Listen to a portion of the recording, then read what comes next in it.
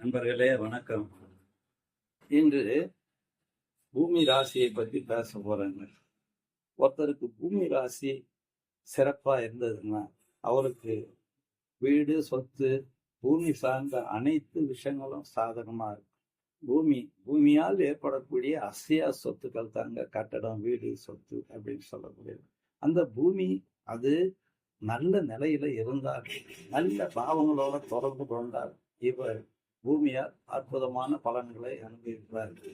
விவசாயம் சார்ந்த துறைகளில் மிக சிறப்பான விஷயங்களை அனுபவிப்பார். அது தனாதிபதியோட தொடர்பு கொண்ட பூமியின் மூலியமாக இவருக்கு பண வரவுகள் வரும். அது வீட்டோட தொடர்பு கொண்டா, அதாவது பூமி வீடு சம்பந்தப்பட்ட அமைப்புகள் சிறப்பாக இருக்கும். அடுத்தபடியா அது பலரும் பாவத்தோட தொடர்பு வச்சா ஒரு இடம் பல இடமா மாறத்துக்கு வாய்ப்புகள் உண்டு. ஒரு பூமி பல பூமியா வர்றதுக்கு வாய்ப்புகள் உண்டு. மொத்தத்தில் பூமி ராசி சிறப்பாக இருந்தால் அவர் வாழ்க்கையில் என்றுமே ரொம்ப நிறைவான ஒரு வாழ்க்கையை வாழ்வார். வணக்கம்.